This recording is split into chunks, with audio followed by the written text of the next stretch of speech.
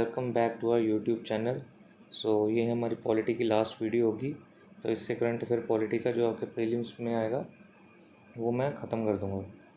तो फर्स्ट हमारा टॉपिक है सिटीज़न चार्टर।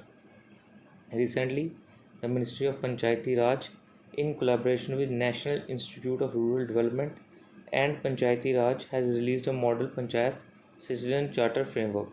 तो क्वेश्चन ये आ सकता है कि कौन कौन सी ऑर्गेनाइजेशन या मिनिस्ट्री ने मिलकर ये बनाया। तो कौन सी है ये? मिनिस्ट्री ऑफ पंचायती राज और national institute of rural development. तो एक बेसिक ओवरव्यू दे देता हूँ। The concept was first articulated and implemented in the United Kingdom in 1991 with an aim to improve the quality of public service for the people of the country. ठीक है, India ने कब adopt किया ये? 1997 at conference of chief ministers of various states and union territories held in New Delhi. तो ये काफ़ी important है। तो सिटीजन चार्टर और इंडिया में कौन करता है इसको implement? Department of administrative forms and public grievances, Dar PG. ठीक है, तो सिटीजन चार्टर क्या करता है? Improve quality of services in a time bound manner. ठीक है, इसके बेसिक फीचर क्या हैं? जो बेसिक इनकी मतलब कि किन चीज़ के लिए वर्क करते हैं उसमें ये quality, choice, standard, value, participative और अकाउंटेबिलिटी एंड ट्रांसपेरेंसी। तो आप इसको देखो, ये दो तरह से काम करता है। पहला क्या? Awareness of rights of citizen. ठीक है, तो दूसरा रिस्पॉन्सिबिलिटी टू पीपल। दोनों तरह से ये काम करता है। ठीक है, ये ख़त्म होता है हमारा पहला। सेकंड है मैसूरू डिक्लेरेशन। तो ये इंपॉर्टेंट है, सिर्फ डायरेक्ट क्वेश्चन आ सकता है कि मैसूरू डिक्लेरेशन क्या है। तो इसमें क्या है?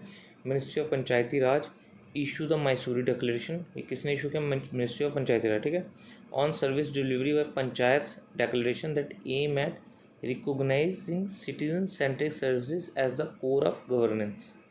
तो कितनी स्टेट्स ने साइन कर दिया अभी तक? 16 states sign the Mysuru declaration and resolve to roll out the common minimum service delivery by panchayat across the country from April 1, 2022। तो इसके अलावा क्या क्या कदम उठाए हैं? अदर इनिशिएटिव्स आर, पहला राजीव गांधी पंचायत सशक्तिकरण अभियान। इसमें क्या करना है कि एनहांस करने capacity and effectiveness of gram panchayat and gram sabha और पार्टिसिपेशन ऑफ पीपल की इंक्रीज़ करनी है। इंस्टीट्यूशनल स्ट्रक्चर बनाना है, कैपेसिटी बिल्डिंग करनी है ताकि पंचायत एक self regulatory and self government का इंस्टीट्यूशन उभर के आए। सेकंड कौन सी योजना है? सबकी योजना सबका विकास। ये क्या किया? Planning at gram sabha through convergence between panchayati raj institutions and concerned departments of state. ठीक है। Third, e gram swaraj portal. तो ये क्या है? वेब बेस्ड पोर्टल है which unifies the planning, accounting and monitoring functions of gram panchayat. तो ये वन वर्ड में आ सकते हैं आपके सारे क्वेश्चन। ठीक है, अब हमारा थर्ड टॉपिक है ग्राम पंचायत डेवलपमेंट प्लान। ठीक है, तो ये क्या है? Union government launch people's plan campaign 2021, सबकी योजना सबका विकास and vibrant gram sabha dashboard for ensuring the preparation of gram panchayat development plan. ठीक है, ये क्या है?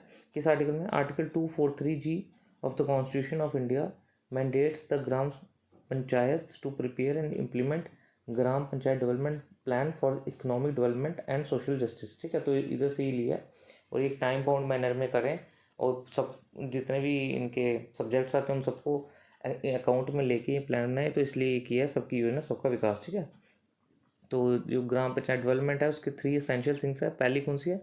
विजन। ठीक है, कि किसकी तरफ हमें बढ़ना है। सेकंड चीज़ क्या है? गोल्स, क्या क्या अचीव करना है। ठीक है। थर्ड, एक्शन प्लान, उन गोल्स को कैसे अचीव करना है। ठीक है, तो ये सब इंपॉर्टेंट चीज़ें इसमें। तो ministry of Panchayati Raj has prepared model guidelines for gram panchayat development plan and circulated the same to all the states where part 9 of the constitution is applicable. तो ये भी इंपॉर्टेंट है। ठीक है, अब नेक्स्ट हमारा आता है गुड गवर्नेंस इंडेक्स। तो ये काफ़ी इंपॉर्टेंट है। Good governance index 2021 was launch on good governance day. तो एक गुड गवर्नेंस डे कब होता है? 25 दिसंबर। तो ये सीधे क्वेश्चन आ सकता है, तो इसका ध्यान रखना। गुड गवर्नेंस इंडेक्स क्या करता है? It assesses the state of governance across states and union territories which enables ranking of states districts and provides a comparative picture while developing competitive spirit for improvement. ठीक है, तो ये किसके लिए लाया गया है कि गवर्नेंस इंप्रूव करें कैसे, कम्पिटिटिव स्पिरिट से।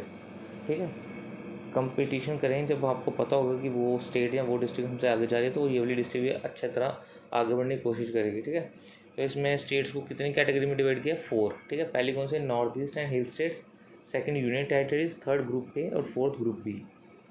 तो और इसके बारे में क्या है, एक बायएनुअल एक्सरसाइज है, 2 साल में एक बार करते हैं।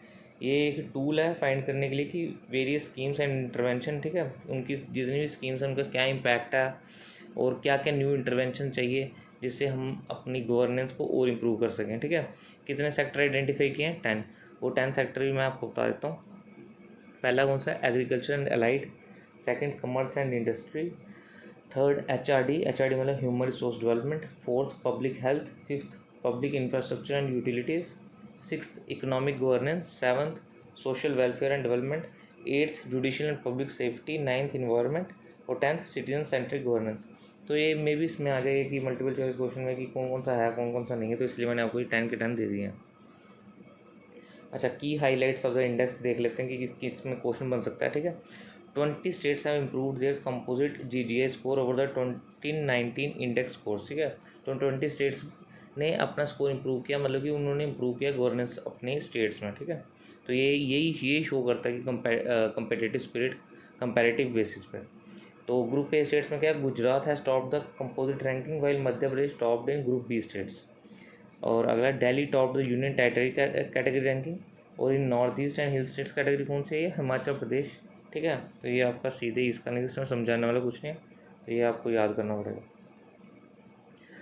Okay, district good governance index और department of administrative reforms and public grievances in partnership with J&K administration launch district good governance index for 20 districts of Jammu and Kashmir. तो ये इंपॉर्टेंट हो जाता है क्योंकि जम्मू एंड कश्मीर के रिलेटेड है, तो इसलिए ये मैंने डिटेल में आपको बताया था। जम्मू डिस्ट्रिक्ट ने टॉप किया, followed by Doda, Samba, Pulwama and Srinagar. ठीक है, तो किसने टॉप किया, जम्मू ने। ठीक है, ओके, आगे, district good governance index has helped identify the impact of various governance interventions at district level and provide a futuristic road map for improving district level governance with targeted interventions.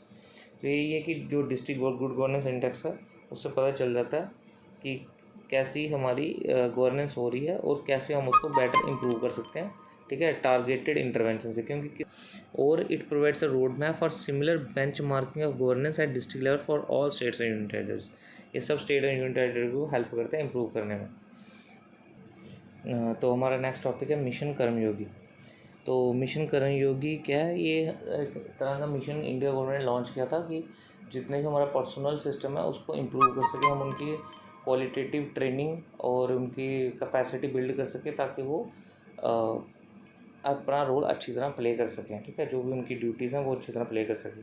तो इसमें भी latest क्या है कि government hired private consultant which will design and develop framework of roles, activities and competencies for the central government with a focus on molding a fit for future civil services that can deliver a larger social and economic mandates। तो private जो consultants हैं उनको higher किया इनकी capacity build करने के लिए government employees के लिए। ठीक है, तो FRAC will map the roles and activities corresponding to every government position with their desired competencies across behavioral attributes, functional skills and domain knowledge। तो ये हर चीज़ को ध्यान से देख के उनको इम्प्रूव करेगा, बिहेवियरल एट्रीब्यूट्स को भी, फंक्शनल स्किल्स को भी और डोमेन नॉलेज को भी। ये सब चीज़ों को ध्यान से रख के प्राइवेट कंसल्टेंट आप प्रॉपर ट्रेनिंग देंगे इनको इम्प्रूव करने के लिए, गवर्नमेंट एम्प्लॉयज़ को इम्प्रूव करने के लिए, ताकि वो अपना रोल अच्छी तरह प्ले कर सकें। ठीक है, तो इसमें और क्या क्या इंपॉर्टेंट है कि ये एक प्लेटफॉर्म इन्होंने लॉन्च किया जिसमें ये ट्रेनिंग देंगे ऑनलाइन। ठीक है, वो उसका नाम क्या है, आई गॉट। ठीक है, इंटीग्रेटेड गवर्नमेंट ऑनलाइन ट्रेनिंग, ये कर्मयोगी डिजिटल प्लेटफॉर्म है। ठीक है, ये किसके अंडर है, ministry of education Diksha platform पे इसको लॉन्च किया गया। इसमें क्या होगा, global best practices rooted in Indian ethos. ठीक है, कि ग्लोबल बेस्ट प्रैक्टिस पर इंडियन इथोस से अकॉर्डिंग होगी ये, ताकि कोई मिसमैच ना हो। ठीक है, और इसके 6 मेन फीचर्स क्या हैं, पहला क्या है, स्ट्रेटेजिक HR मैनेजमेंट, HR में ह्यूमन रिसोर्स मैनेजमेंट, EHRMS इसके लिए एक प्लेटफॉर्म है। सेकंड, पॉलिसी इंटरवेंशन करेंगे इम्प्रूवमेंट करने के लिए, और कंटिन्यूस अपग्रेडेशन होगी इस पॉलिसी इंटरवेंशन में। ठीक है, ये नहीं है कि एक बार कर दिया तो बस वो चलता रहा, जैसा अभी चलता है, वो कंटिन्यूस अपग्रेडेशन होता जाएगा, जैसे जैसे न्यू चीज़ें आएंगी वैसे वैसे इंप्रूवमेंट होती जाएगी। थर्ड, कंटिन्यूस परफॉर्मेंस एनालिसिस होगा, डाटा ड्रिवन होगी ये, और गोल सेटिंग होगी एंड रियल टाइम मॉनिटरिंग होगी, क्लियर लाइन ऑफ साइट होगी between goal setting, planning and achievements. तो ये सेल्फ एक्सप्लेनेटरी है। फोर्थ क्या, credible and autonomous institutional framework होगा इसमें। और fifth, shift from rule to role. पहले होता था रूल बेस्ड, ठीक है, जो जो रूल बोलेगा वो, उसके कारण कई सारी गलत चीज़ें हुई इंडियन ब्यूरोक्रेसी में, जैसे रेड टेपिज्म, कहते हैं कि रूल के कारण रूल सब चीज़ें पोस्ट होती है, तो इसलिए रोल पे फोकस रहेंगे। लास्ट का होगा कॉम्प्रिहेंसिव होगी ये लर्निंग, ऑनलाइन भी होगी ऑफलाइन भी होगी और दोनों का मिक्सचर भी होगा, ब्लेंडेड भी होगी, ठीक है। तो ये सब चीज़ें आपके मिशन कर्मयोगी में। तो अगला टॉपिक है हमारा अब डिजिटल राइट्स, ठीक है। तो ये डिजिटल राइट क्या है, ये किसके रिलेटेड है, ये यार है यूरोपियन कमीशन, इंडिया के लिए नहीं, यूरोपियन कमीशन के लिए। तो ये इंपॉर्टेंट है, क्यों, क्योंकि in a global first European Commission propose a set of digital rights and principles recently, ठीक है।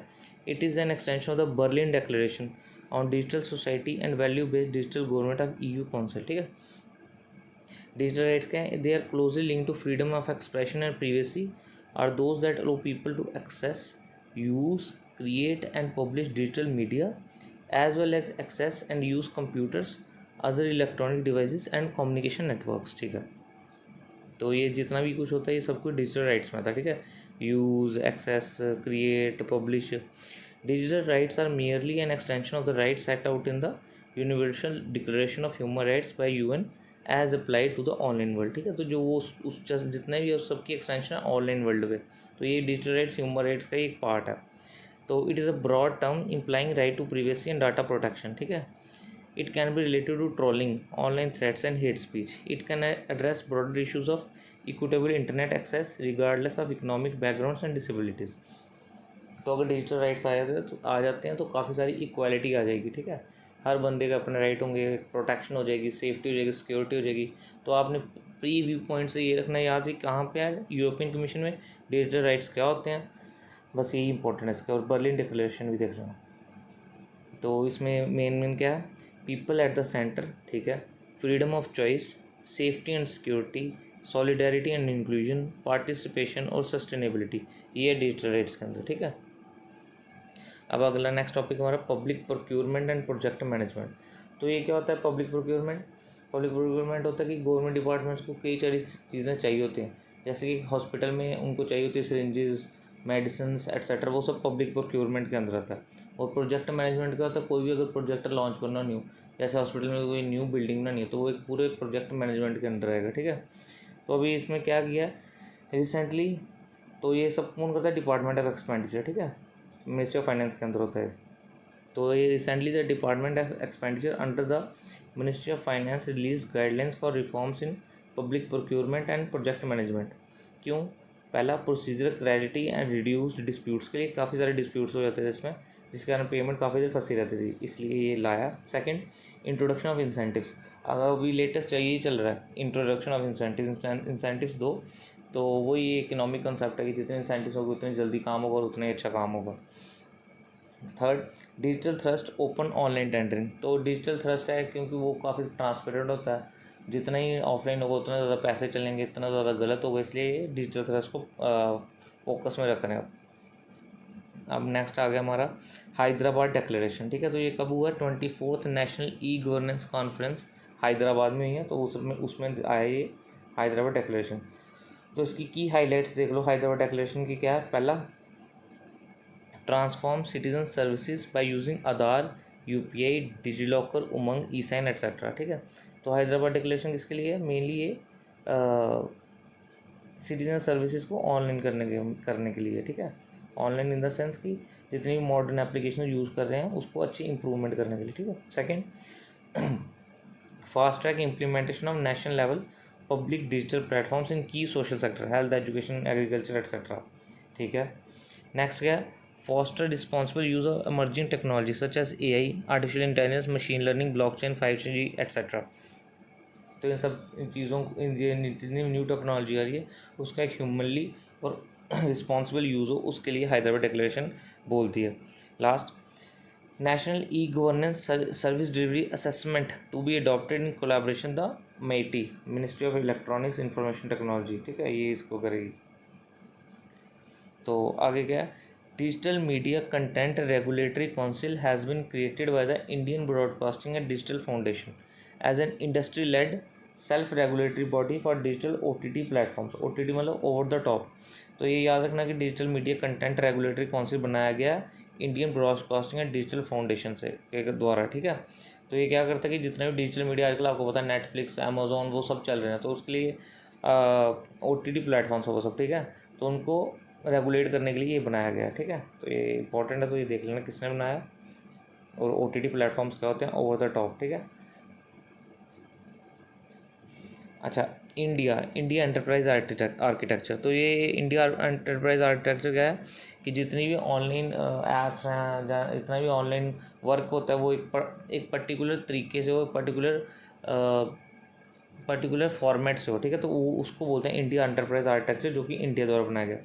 तो लेटेस्ट क्या है इसका, मेघालय एंटरप्राइज आर्किटेक्चर प्रोजेक्ट, ठीक है, मेगिया was launched recently that aims to transform traditional service delivery process into a digital service system, ठीक है। इसमें क्या Maggi is spread across 6 pillars, that is governance, human resource, entrepreneurship, primary sector, infrastructure and environment।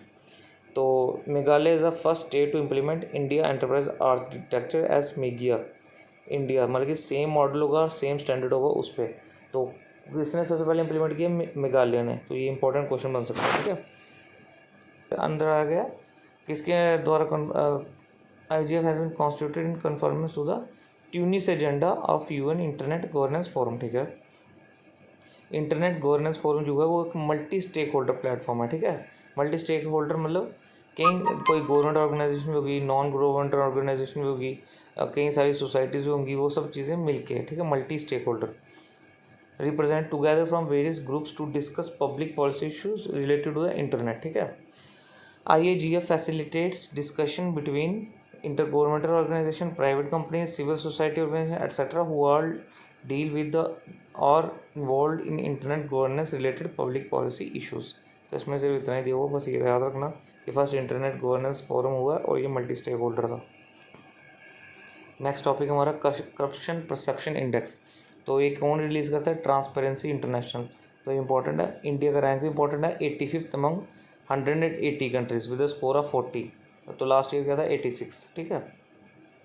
Report said while India's score has remained stagnant over past decade, some mechanisms that could help rein in corruption are weakening, ठीक है।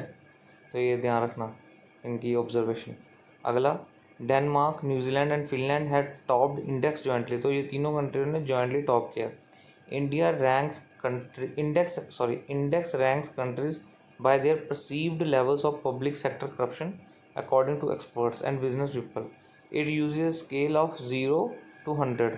तो ये याद रखना कि 0 to 100, 100 का ये मतलब नहीं है कि हाईली करप्ट, 100 का मतलब वेरी क्लीन और 0 का मतलब हाईली करप्ट। तो ये आपका क्वेश्चन आ सकता है, तो इसलिए इसको ध्यान में रखना।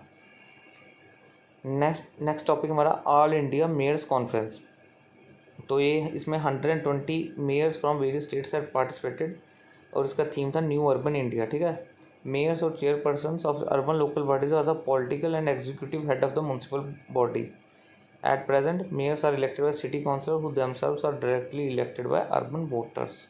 तो 74th कॉन्स्टिट्यूशनल अमेंडमेंट में ये दिखाया हुआ डायरेक्ट इलेक्ट करना, ठीक है, काउंसलर्स को, और वो काउंसलर इलेक्ट करेंगे अपने मेयर को। अच्छा, ये गैम्बलिंग के रिलेटेड न्यूज़ है, तो क्योंकि गैम्बलिंग अभी काफ़ी सारी न्यूज़ में, तो इसके लिए प्रोविजंस देख लो। Gambling is a state subject. जो लोधा कमेटी बनाई थी उन्होंने बोला था गैम्बलिंग लीगल कर दो क्रिकेट में, तो ठीक है। तो ये तैयार है कि गैम्बलिंग के लीगल करने के लिए कौन सी कमेटी ने बोला था, उसको बोलना Lodha committee. Second, legal provisions related to internet shutdowns in India, ठीक है, ये भी देख लो। Until 2017 mostly governed under section 144 of criminal procedure code and Indian telegraph act, ठीक है। पर in 2017 temporary suspension of telecom services public emergency and public safety rules were notified. इन रूल्स के आने के बावजूद भी 144 सेक्शन ही यूज़ करती रही गवर्नमेंट। और section 69A of the IT act amendment act 2008 gives power to block particular websites, ठीक है। तो ये इंपॉर्टेंट प्रोविजंस है, ये भी देख लेना, जो मैंने आपको बताई हैं इंपॉर्टेंट प्रीलिम्स व्यू पॉइंट्स है। नेक्स्ट हमारा Madhya Pradesh announce the implementation of a police commissionerate system in Bhopal and Indore, ठीक है। पुलिस कमिश्नरेट सिस्टम क्या होता है, एक होता है DIG सिस्टम और दूसरा होता है कमिश्नरेट सिस्टम, ठीक है। तो उसमें SP वगैरह होते हैं, इसमें कमिश्नर होता है। ये सिंगल यूनिफाइड होता है, वो डुअल होता है, ठीक है। डिस्ट्रिक्ट मैजिस्ट्रेट होता है, वो भी रोल प्ले करता है दूसरे वाले सिस्टम में, ठीक है। तो इसमें वो नहीं प्ले करता, तो ये फास्ट डिसीजन मेकिंग लिए होता है, उसमें ज़्यादा रिस्पॉन्सिबिलिटी होती है। तो ये ज़्यादा मेन व्यू पॉइंट्स इंपॉर्टेंट है, तो वहाँ पे डिस्कस करेंगे। इधर बस ये देख लो कि मध्य प्रदेश ने अनाउंस किया implementation of police commissionerate system in Bhopal and Indore. अगला प्रोविजन जो इंपॉर्टेंट थी वो है डिफ़ॉल्ट और स्टैट्यूटरी बेल, ठीक है। तो इसको क्या लिखा है, डिफ़ॉल्ट और statutory is a right regardless of the nature of crime to bail that accrues when police fail to complete investigation within a specified period in respect of a person in judicial custody. तो next क्या है, it is enshrined in code of criminal procedure में enshrined है। For most offences police have 60 days to complete the investigation and file a final report before the court. However, for some offences there is 90 days or 180 days limit also. तो ये सब important है, इसको ध्यान में रखना। अच्छा, नेक्स्ट टॉपिक है पैरोल एंड फरलो में क्या डिफरेंस है, ठीक है। Furlough and parole covered under the prisons act of 1894 envisages a short term temporary release from custody, ठीक है। Both were introduced with a view to humanising the prison system, ठीक है। और लास्ट है prison is a state subject. Parole और furlough, ठीक है। तो पैरोल और फरलो में मेन डिफरेंस ये है कि जो पैरोल है वो किसी एक रीज़न की वजह से होता है, जैसे स्पेसिफिक एक्सीडेंट, कोई स्पेशल केस हो, किसी के घर में डेथ हो जाए या कोई शादी शुदी हो, तो उसके लिए पैरोल दे सकते हैं, ठीक है। वो जो प्रिजन सुपरिटेंडेंट होता है उसकी मर्जी होती है। जो फरलो होता है वो क्या होता है कि अगर कुछ जैसे पर्टिकुलर ईयर्स अगर सर्व कर दिए जाए तो तब फरलो ग्रांट की जा सकती है, it is without any reason, ठीक है। तो ये बस इसमें मेन डिफरेंस है। नेक्स्ट आ गया PM केयर्स फंड। तो ये काफ़ी न्यूज़ में था कोरोना के टाइम, तो इसलिए इसको थोड़ा देख लो। PM cares fund centre has informed Delhi high court that PM cares fund is not a government fund, ठीक है, as the amount collected by does not go to the consolidated fund of India. तो ये ध्यान रखना, PM cares fund is not a government fund. Second, it is a public charitable trust under the name of Prime Minister's Citizen Assistance and Relief in Emergency Situations Fund, जिसको short में बोलते हैं PM Cares Fund. It is a dedicated national fund with the primary objective of dealing with any kind of emergency or distress situation like posed by the COVID-19 pandemic and to provide relief to the affected. ठीक है जी, इसका थोड़ा और detail में देख लेते हैं। Prime minister is the ex officio chairman and minister of defence, minister of home affairs and minister of finance are ex officio trustees of the fund, ठीक। एक्स ऑफिशियो होते हैं कि इनको कोई भी होगा जो मिनिस्टर ऑफ होम अफेयर्स होगा वो इसका एक्स ऑफिशियो ट्रस्टी होगा, चाहे, ठीक है। बंदा पर्टिकुलर बंदे की ज़रूरत नहीं है, जो इसी डेजिग्नेशन में होगा वो एक्स ऑफिशियो होगा।